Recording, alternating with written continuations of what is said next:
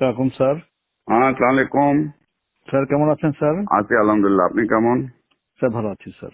আমি আপনাকে একটু আগেও বলেছিলাম জি স্যার। এখানে একটা সমস্যা হচ্ছে, হয়তো আপনার অফিসটা একটু বুঝতেছে না। ইউ সি, নর্মালি আমরা যখন ওয়ার্ক পারমিটটা দেই, জি স্যার। ওয়ার্ক পারমিট বিডা থেকে যখন আমরা রেকমেন্ড করি, জি স্যার। তো এনএসআই মেন জবটা হইল to look at it from a security angle, G sir. that whether these people have any security risk or not, and আপনারা আপনার ক্লিয়ারেন্স দেন। ট্রেডিশনালি এটাই হয়ে এসছে। জি স্যার। আর আমরা করতেছি কি, আমাদের একটা লেড আউট পলিসি না থাকলেও জি স্যার। আমাদের থার্ড পার্টি যারা অনেক জায়গা হয় কি, স্পেশালি আপনার সফটওয়্যার কোম্পানিগুলিতে, জি স্যার। তারা এখানে কন্ট্রাক্ট, গভর্নমেন্টের কন্ট্রাক্ট বা অন্য কন্ট্রাক্ট পায়, তারা কিন্তু as workers they bring in not direct work permit people হিসাবে, they bring in as contract workers. Sir sir. তো একটা কোম্পানি আপনার সাথে বোধহয় দেখা করেছিল, আমি আপনি টাইম দিলে she will meet you again. হ্যাঁ স্যার, আসছিল স্যার। হ্যাঁ, আসছিল স্যার। তো ওটা আবার আপনি বলেছিলেন আমরা রিভিউ করে পাঠাইতে, আমি হোম মিনিস্টারকে বলে আপনাদের কাছে রিভিউতে পাঠাই দিয়েছিলাম। জি স্যার। ওটা আপনারা আবার না করে দিয়েছেন। জি স্যার। আপনারা করেছেন না অন দ্য গ্রাউন্ড দ্যাট বিডার কোনো পলিসি নাই এটার ব্যাপারে। তো ওটা তো আপনাদের দেখার ব্যাপার না, পলিসি আমার আছে কি না, that is not, you see whether the security clearance আছে কিনা, whether they are security or not secure, ওটা তো আমার ওয়ার্ক, আমি হোম মিনিস্ট্রির সাথে বিডা বুঝবে। স্যার ঠিক আছে স্যার। এখন স্যার আমি দু একটা আসপেক্ট একটু আপনাকে বলি। হ্যাঁ, যেই লোকটা ভাড়া দেখাচ্ছে 30,000 টাকা, বা সে 3 লাখ টাকার বাসায় থাকতেছে, so he is not paying tax because he is showing 30,000 টাকা house rent. 2,30,000 টাকা যে বাকি যে 3 লাখ টাকা যে বাসা থাকতেছে, যেটার জন্য এডিশনালি সরকারকে পে করার কথা, সে তো সেটা করছে না স্যার। তো এটা দেখার দায়িত্বটা কার?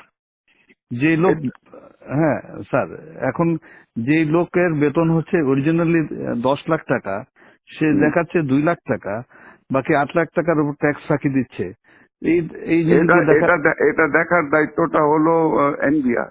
হ্যাঁ, এনবিআর ধরবে, তো এনবিআর তো ধরতেছে, এটা তো এনবিআর যে ইন্টেলিজেন্স আছে স্যার তারা ধরছে না স্যার। ধরতেছে। না, ধরছে, অনেকগুলিকে ধরেছে, অনেকগুলিকে ধরছে, এয়ারপোর্টে আমরা আটকাই দিতেছি। স্যার, যেই লোক আগে আসছে সে 8 লাখ টাকা বেতনে ছিল, এখন সে 2 লাখ টাকা বেতনে এখানে চাকরি করতেছে। তো বিদেশিরা এত দেশপ্রেমিক তো হয়ে যায় না যে আমার দেশে 8 লাখ টাকা বেতন ছিল 2 লাখ টাকা কাজ করবে। সুতরাং আমাদেরকে তো এইগুলো যখন অবজেকশন দিয়েছি, তখন সে তার বেতন আবার বাড়ায় 6 লাখ টাকা করেছে স্যার। তো সাম পয়েন্টে ওটা ঠিক আছে না, এট সাম পয়েন্ট এটা তাহলে আমরা বসি, let us sit down with NBR, everybody আমরা বসি, কিন্তু point is this responsibility basically is NBR. Sir, if NBR is not doing it, then you should point out to them যে তোমরা করো, কিন্তু তার দায়িত্বটা, হ্যাঁ, ওর দায়িত্বটা আপনি আপনার ঘাড়ের উপরে তো নিতে পারেন না। জি স্যার, আমরা না করতে পারলে ভালো হতো স্যার। তবে এই প্রসেসে আমরা সরকারের রেভিনিউ আনে বড় একটা অংশ রেখেছি। না, এটা ঠিক আছে, এটা আমরা একটা তাহলে মিটিং করি, আমরা আপনারা মিটিং করি, কিন্তু এই কেসে তো this is not the case. এই কেসে স্যার, একটা কোম্পানি যখন একটা লোক আনে, তখন তার একটা বেতন ধরে যে তার এত টাকা বেতন, এত টাকা করবে, সেই হিসাবে যদি আবার থার্ড পার্টিকে দিয়ে দেয়, তাহলে এটাকে বিডে একটা পলিসিতে আমাদের দিয়ে দিক যে না, ইচ্ছা করলে সে আমি 2,000 টাকা, হ্যাঁ আমি 2,000, আমাকে সিকিউরিটি ক্লিয়ারেন্স দিবেন জুবের স্যার। আপনি এখন যদি পলিসি ম্যাটারে যদি NSI is going to say you have to dictate policy to me, then তো it is going to be very difficult. Sir এটা একটু বলা উচিত স্যার। তাহলে আমরা সিকিউরিটি ক্লিয়ারেন্সটা তাকে, সে যে বিদেশ থেকে যখন আসবে তাকে সিকিউরিটি ক্লিয়ারেন্সটা তাহলে আমরা না দিই, আমাদের কাছে না নিল, আমাদের কাজটা খুব কমে গেল স্যার।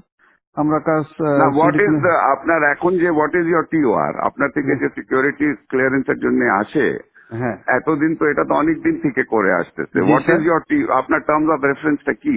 আমরা এটা দেখি যে সে সরকারের, মানে প্রথম কথা হচ্ছে যে সিকিউরিটি পার্সপেক্ট থেকে তার এমনি তার কোনো নিরাপত্তা হুমকি না। 2 নম্বর হচ্ছে যে কোনো ব্ল্যাকলিস্টে আছে কিনা। জি স্যার। 2 নম্বর হচ্ছে ইকোনমিক সিকিউরিটি পার্সপেক্টিভে সে সরকারের ফাঁকি টাকি দিয়ে কোনো জায়গা থেকে সরকারের ক্ষতি করছে কিনা এটাও আমরা দেখি স্যার।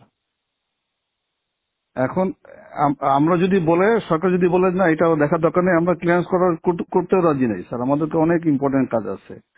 কিন্তু যখন একটা লোক ফাঁকি দিয়ে, যার বেতন 10 লাখ টাকা, সে 2 লাখ টাকা বেতন দেখায় বিদায়ের সাথে হাত মিলায়া সে যখন সরকারকে ফাঁকি দিচ্ছে, তখন কেউ না কেউ তো দায়িত্বটা নিতে হবে sir.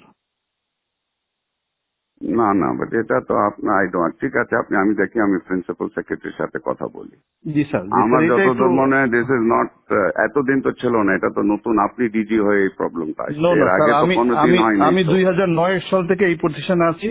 I work as director external, এবং যারা এরকম ট্যাক্সের ফাঁকি দিচ্ছে এই বিষয়গুলো সবগুলো আমরা এইভাবে করে ধরেছি, এবং আমরা যখন অবজেকশন দিয়েছি ওরা আবার বেতন বাড়ায়, যেটা লিগ্যাল যে পায়, যে বাড়ি ভাড়া যা 3 লাখ টাকা দিয়ে করতেছে সে তখন 3 লাখ টাকা বাড়ে ওটার উপর সরকারকে ট্যাক্স দিয়েছে স্যার। চিটাং পোর্ট দিয়ে স্যার হাজার হাজার গাড়ি আসে, ওগুলো আটকাই, ওরা ট্যাক্স দেয়। So I am adding value tax to the government. Although এখন বলবেন যে না এটা তো রেসপন্সিবিলিটি না স্যার, এটা যদি সরকার বলে দেয় যে না এগুলো করার দরকার নেই, আমরা কিছু করবো না স্যার, আমাদের কাছে ক্লিয়ারেন্স না পাঠাইলেও তো হবে না স্যার। কিন্তু বিডা আমাদেরকে বলতে হবে যে তারা যদি জাস্টিফাই করে যে একটা লোক বিডা যদি কম্প্রোমাইজ না হয়, আমাদের তো কোনো অসুবিধা নাই স্যার। আমাদেরকে একটু ক্লিয়ারলি বলে দিক স্যার যে একজনের জন্য নিয়ে এসে একজনকে দিতে পারবে, বা 2-3 হাত ঘুরে এসে লোক কাজ করতে পারবে, আমাদের কোনো অসুবিধা নাই স্যার। একটা মিটিং হলে ভালো হয় স্যার, আমাদের জন্য সুবিধা হয় স্যার। আচ্ছা ঠিক আছে, আমি দেখি, আমি একটা মিটিং এর ব্যবস্থা করি, আমি প্রিন্সিপাল সেক্রেটারির সাথে কথা বলি। এটা একটা we need to get A clear guidance on this. এবং আমি স্যার 12 বছর এই পজিশনে চাকরি করতেছি, এবং এইভাবে আমরা কিন্তু ক্লিয়ারেন্স মানে যেগুলোতে কম হয় না আমি অবজেকশন দিয়ে আসতেছি কিন্তু। এবং এই প্রতিষ্ঠানটা একটু ম্যানিপুলেশন বেশি চেষ্টা করতেছে, এবং বাট আমরা এরকম কেস খুব রেয়ার পেয়েছি, যারা একজনের জন্য নিয়ে এসে, আমি নিয়ে আসলাম একজনকে বিদেশ থেকে, এসে আবার আর এক কোম্পানিকে দিলাম, এই কেস প্রথম আমরা পেয়েছি। বিডা আমাদেরকে বলে দিক যে এইটাতে কোনো অসুবিধা নাই, আমরা সদস্য দিয়ে দেবো, বিডাও ক্লিয়ারলি বলে না। আচ্ছা ঠিক আছে, আমি দেখি। আর আপনাকে একটু জানাচ্ছি, BIDA is a compromise organization sir, মানে ন্যাশনাল ইন্টারেস্টে তারা শুনেন, আপনার NBR is also compromised organization. Exactly sir, exactly. আপনার civil aviation is a compromised organization. আপনার সব থেকে বড় কম্প্রোমাইজড অর্গানাইজেশন ইজ দুদক। জি স্যার। আচ্ছা, আর আপনার অর্গানাইজেশনও কম্প্রোমাইজড আছে স্যার? এখানে তো আমার বাংলারই আছে স্যার। আপনারও তো কম্প্রোমাইজড আছে। আপনার লোক যখন নিচে যায় ক্লিয়ারেন্সের জন্য, ব্যাংকের যে ডাইরেক্টরের জন্য আপনার থেকে ক্লিয়ারেন্স নেয়, আপনি যে জুনিয়র অফিসারকে আপনার গ্রামে গঞ্জে পাঠান আমার সম্বন্ধে খোঁজ নিতে, তো সেও কম্প্রোমাইজড আছে ওখানে। বাংলাদেশে কোন জায়গা কম্প্রোমাইজ না? সবাই মিলে একটু ভালো করার চেষ্টা করতেছি। সেটা করেন, কিন্তু ডোন্ট সে দ্যাট কম্প্রোমাইজ আপনার অর্গানাইজেশনটাও is compromise. I can give you examples where your people have gone and to give a clearance certificate, how much money they have charged. Sir এটা আছে স্যার, আমি অস্বীকার করছি না স্যার। তাহলে আপনি বলতেন বিডা ইজ কম্প্রোমাইজ, সবাই কম্প্রোমাইজ আছে। আর don't tell me BIDA is compromise, you are also compromise. You want examples? I can give you examples. Sir আমাদের টিওর থেকে এটা বের করতে দিলে আমরা উই আর হ্যাপি, আমরা ক্লিয়ারেন্স ঠিক আছে, আমি let me talk to principal secretary. I'll have a meeting to find out exactly where we are. এটা তো we have to understand it. Yes, sir. Sir, thank you, sir. Assalamu alaikum, sir.